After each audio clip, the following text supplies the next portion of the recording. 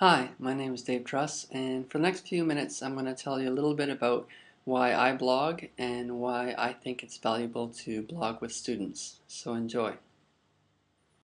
When I started my blog almost 3.5 years ago, I didn't have any sense that it would be something that I would continue for this long or something that I would want to continue even longer.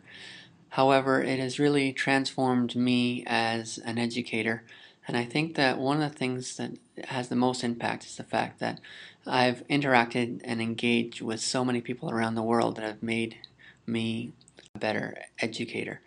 And for me, I think the key thing for my blog is that it is truly a labor of love, and it's something that I enjoy doing. I enjoy the writing process. I enjoy thinking about what I write, and I find myself sometimes thinking in blog posts. I did my master's in educational leadership and have no intention of continuing on with my schooling, but I'm in a position where my blog is a place where I continue to learn. I wrote a post just on my 3rd-year anniversary saying that my blog is my PhD, and it is a place where I continue to challenge myself to grow and think.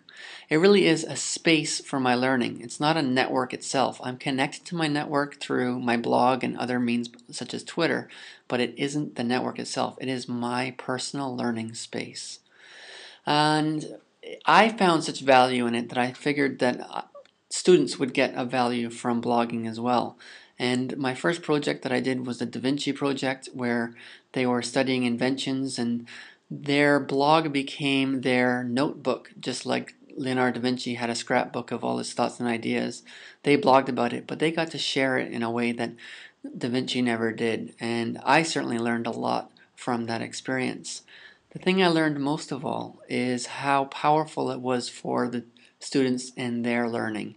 And I remember one student being upset because she asked a question, and it was a really deep and profound question about basically life, the universe, and everything. And Vanya asked this question, and a friend of hers responded with the answer on the blog. That's a really good question. And Vanya's response really lit a fire under me because it made me realize just how powerful this was. Her response was, I know it's a good question.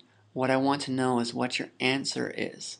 And I realized at that point that the students were taking over control of the learning. It was no longer me at the front of the room dictating what was said, but rather it was the students themselves being excited and taking the learning where they wanted it to go in ways I always wanted to do but seldom found in my classroom. And what I learned is that often we in classrooms get confined by the walls around our classroom, and that is the learning space. And when you enter technology into the equation, the walls disappear. As Alec Kiro says, we thin the walls, and I think that you have an opportunity to realize that you can really connect with the entire world, and blogging is one of those methods to do that. And so I'll leave you with a simple question, and that is, how can you use blogs to enhance your learning or your students' learning? And so it's a question to ask yourself, and if you think that it's something that can enrich the experience like I believe it can, then I hope it's something that you will try in the future. Thanks.